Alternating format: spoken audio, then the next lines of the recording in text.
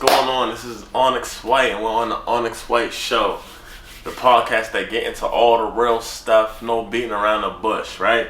And I got something to address here. If you don't know, I'm gonna tell you. I'm from Boston, Massachusetts, all right? And we take the Celtics very seriously, all right? We take the Celtics very seriously. Anybody that knows about Boston knows this. And one thing I don't like, and I feel like I'm being slighted on, and I feel like all of Celtics Nation feel being slighted, Jaylen Brown, right? We see how Nike is antagonizing him. And listen, Nike, I love Nike. Like, I wear Nike. I like Nike. Nike has done some things too. But come on, who got control of the account for Nike? Who got control over that account? Because they need to let Giannis and whatever Brown was going through, let them handle that on the court. That's between them. When y'all getting involved, and this is exactly what the corporations be doing, right? They'll put money behind something or put something in the media behind something and let two individuals, usually somebody of color, to support some narrative of beef. That's that. When have you ever seen like a brand you hopping into beef and you hopping into this, right? And what I feel about, and I don't even think it's Nike. I think it's that person that's in control of that account. That has not, like, that's really showing that, it's verifying that y'all really blackballed him from the Olympics. If y'all know what I'm talking about when Jaylen Brown made the statement that Giannis was childish. All right? And then Giannis, he scored an amazing, 59 points or something like that. And then Nike came back saying nothing childish about that. So what I'm saying is, let them have their issues. Because if y'all are getting in the middle of sports now, how can we even know if the sports is real now? How is Nike controlling who comes in and who doesn't come inside of the Olympics? The best person should get the job. So now I know that they do that, and this back and forth is obvious. Now I'm questioning sports like a little bit, like, I'm questioning sports a little bit, like, is this some tampering stuff? I don't like that, man. Jaylen Brown worked too hard. He worked way too hard, like, you know what I'm saying? And I'm gonna tell you when I first liked my man Jaylen, bro. I'm gonna tell you when I first liked him. It's when he got drafted. I wasn't a fan. I don't really watch college sports. I watch NBA, I watch NFL, stuff like that, right? But the Celtics fans, I remember on draft that they booed him, basically. They was booing him and stuff. There was boos in the crowd. I don't know if everybody booed him, but there was boos in the crowd because they wanted someone else as a draft pick. And the moment I seen that, I'm like, you know what? I like that dude. That's before I said, and then now just to see just the years of them just building up, right? So that's my question really for the Nike thing. It's all respect for Jaylen Brown. I actually seen him the other day. He was driving some little thing around my area. It's funny, crosswalk type. But so shout out to him. He's doing some stuff for the city, Boston. I'm not really too tapped in exactly what he's doing, but I heard he's doing some good things for the community. So, and that's big respect. So he carries himself as a young man. He carries himself like how you would want someone. He's a civilian. You know what I'm saying? That helps his community, all that. So why is Nike getting involved? Let Giannis and them handle that on the court. Giannis don't need help from Nike. Giannis he just scored. Now he just scored 59 points. He doesn't need Nike to jump into this. Let them handle that. And as far as the Celtics hate, it's so funny how the Celtics hate, which I don't like. You know what I'm saying? But because it first started off, the road was easy. The road was easy. Now it's unfair. Y'all are a super team. So it's always something new. It's always something new. And what's crazy is the Celtics are a young team. They are a young team, so it's a very dangerous team. Very dangerous team. Young team. Guess what? A lot of these teams, even in 08, 07 or whatever, when we won, when Paul Pierce and them, they did that in their 30s, right? Tatum and them, they never seen 30 as of right now. They're in their 20s. Okay? So, and they already won. They've been there. They've been in the finals twice. At this point, right? They only won since they came in the league. Now compare that right with Jordans, with LeBron's, and I love LeBron. I got love for Jordan too. Compare Tatum and them, right? Tatum, Brown, their resume within the first 7-8 years of their career. Who got the better? So we're talking GOAT status. Yeah, we're talking GOAT status. We're talking GOAT status. At this point, we're talking GOAT status. You know, and it's an early prediction for GOAT status. But just the ups and downs of the team, how it went, there will be some changes that needs to be made. But big congratulations to, you know, the Celtics championship year. Probably many more to come, most likely. You know. Yeah, and it was a wonderful way to win. Even though it's late, I'm gonna talk about this forever. That's how long so it's never late, right?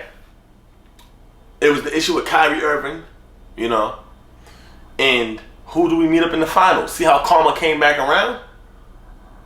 You know what I'm saying? Now, this is how I feel about this Kyrie Irvin situation, right? For anybody that's doing anything racist to him in Boston I don't agree with that, obviously. That he's a black brother, you know what I'm saying? Native American, he's probably, in my opinion, as far as point guard, he's probably like handle-wise and all that, there's probably nobody better than him. But this is the problem with the Boston Celtics and Kyrie Irving. This is the problem right here. From a black brother. I'm not a white brother. There's white brothers, so this is a black man from Boston, right? First off, you came to the team, everybody wanted you, you know, you was taking that leadership role, right? Then you promised, you didn't have to get up there saying that you was gonna stay. You know, when you're in a city and you know that the city is very like intense, like as Boston, as you know, don't go up on a podium saying, yeah, I'm gonna resign. You know that it's like, damn, okay, we over that. That situation happened. But my personal thing, brother, you stomped on Lucky. You didn't have to stomp on. That's my personal gripe with Kyrie Irvin. Kyrie Irvin is one of the best basketball players, skill-wise. He can hit the ball off of all angles, but so respect for your craft, brother, right? Respect for your craft and whatever you do, but you stepped on Lucky, brother. Why did you stomp on him? Yo, in a gang, right? In a gang terms, if we convert that to a gangland term, that's like disrespecting someone's hood or burning someone's flag or saying whatever. Like that, you can't do that. So that hurt my heart. Now maybe if Kyrie Irvin, I suggest if Kyrie Irvin and Lucky can meet, I don't know, half court, I don't know, just shake hands and then we can move on. But come on, the Lucky thing, brother, you didn't have to do that. So that's how I feel about that. We got great coaching, Joe Mazzulla. You know, he's a guy that's straightforward. I really don't see nobody stopping Tatum and us anytime soon. Yeah, I predict a lot of rings, and I predict it's gonna. And it's crazy because all my life, all I know is winning, really. Because as far as the sports teams, because if Celtics wasn't winning, guess what? The Patriots was winning. The Patriots held it down for a while. Then the Bruins sprinkled some in there, and the Red Sox, they finally had their run, you know. And now we're on the Celtics run again, and possibly we might all align, hopefully, if Red Sox stop being cheap. But we got the Patriots, right? We got the Patriots with Mays, right? The quarterback, young quarterback. If we work that situation right, we may be still winning all across the board. Derek White, you know, what's funny about the Derek White, I didn't even know his father was from Boston. I just seen something like that. I'm like, okay, Derek White. And it's funny because I be calling him my cousin because, you know, it's Onyx White. Well, Onyx White died, but yeah, shit, he's from Boston. So shout out to him and my man Drew. Like, them, you can't stop that right there. And everybody still got something to prove.